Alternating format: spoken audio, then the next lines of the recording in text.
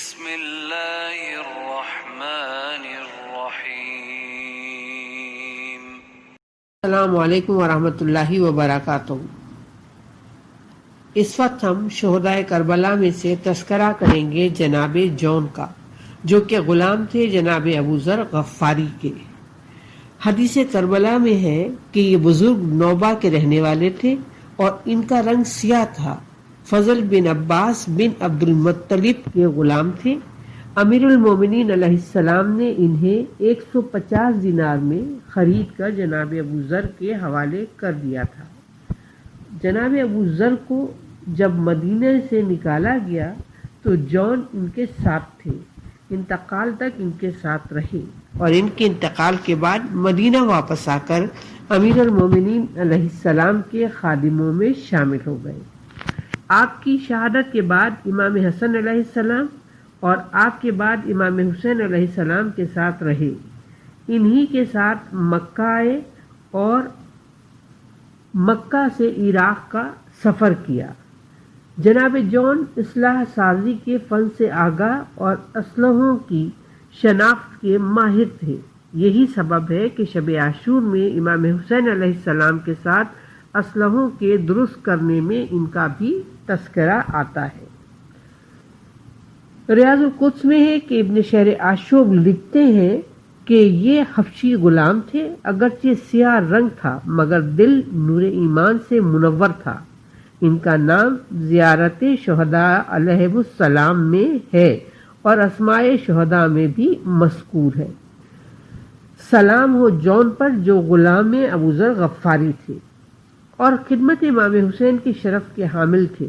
جب انہوں نے دیکھا کہ اصحاب شہید ہو رہے ہیں اور لشکر عمر سعد میں لشکر حق کی شان میں گستاخیاں کی جا رہی ہیں تو انہیں انتہائی غیرت ہوئی کہ ان کو اس گستاخانہ رویے کی سزا دی جائے۔ خدمت امام میں حاضر ہوئے، قدم بوسی کے بعد عرض کیا، مولا مجھے بھی مرنے کی اجازت دیجیے۔ امام نے فرمایا کہ اے جون، تمہیں اجازت دینا میرے اختیار میں نہیں ہے۔ فرمایا کہ تم ہمارے ساتھ اس لیے ہوئے تھے کہ عافیت اور سلامتی کے ساتھ رہو گے، لیکن یہاں مصائب و بلا کا سامنا ہے۔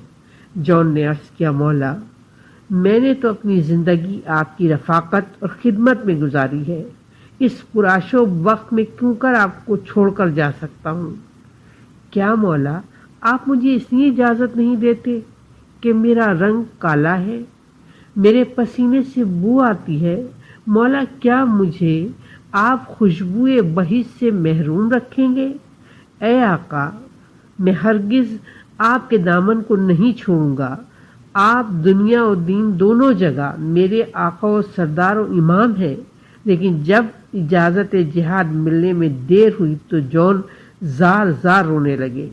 امام علی مقام میں اجازت دی اور فرمایا کہ اے جون جاؤ، ہم بھی عقب میں جلد پہنچنے والے ہیں۔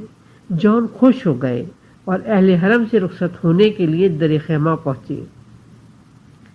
سلام کیا اور کہا، اے اہل حرم میرا سلام آخر قبول ہو، میں تمہیں خدا حافظ کہنے آیا ہوں اور اب میں عازم سفر خلد ہوں۔ اہل حرم سے رخصت ہونے کے بعد میدان کارزار میں آئے۔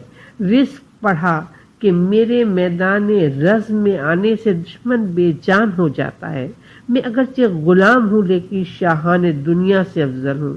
چنانچہ تیغ زنی شروع ہوئی اور جون نے اکثر دشمن نے دین کو واصل جہنم کیا، پھر خود بھی زخمی ہوئے اور جب زخموں کی وجہ سے گھوڑے پر نہ سنبھل سکے تو زمین پر گرے۔ خیام اہل بیت کی طرف رخ کر کے سلام کیا، السلام علیکہ یا مولا یا ابا عبداللہ ادرکنی، اے مولا حسین سلام قبول کیجئے، میری مدد کو آئیے۔ امام حسین علیہ السلام جون کے پاس پہنچے۔ حضرت علی اکبر آپ کے ہمراہ تھے۔ امام حسین نے ان کے چہرے پہ دست مبارک رکھا اور بارگاہ خداوند عالم میں دعا فرمائی۔ امام علی مقام نے 4 دعائیں جناب جون کے لیے فرمائیں۔ پہلی دعا کی، بار الہ اس کے چہرے کو سفید کر دے۔ دوسری کی، اس کی بو کو خوشبو میں بدل دے۔ تیسری دعا کی، اس کا حشر ابرار اور متقی لوگوں کے ساتھ ہو۔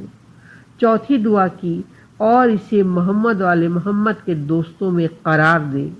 پس امام علی مقام کی دعا کی برکت سے جون کا چہرہ مثل بدر کامل یعنی 14ویں کے چاند کی طرح چمکنے لگا، جسم سے خوشبو آنے لگی۔ المالیہ صدوق کے مطابق امام محمد باقر علیہ السلام نے امام زین العابدین علیہ السلام سے روایت کی ہے کہ جب بنی اسد دفن شہداء کے لیے آئے تو انہیں 10ویں دن جون کی لاش ملی جس سے مشک کی خوشبو آ رہی تھی۔ لعنت اللہ علی القوم الظالمین، ایک سورہ فاتحہ، جملہ شہدائے کربلا اور اسیران کربلا کے لیے، اور ایک سورہ فاتحہ کل مومنین و مومنات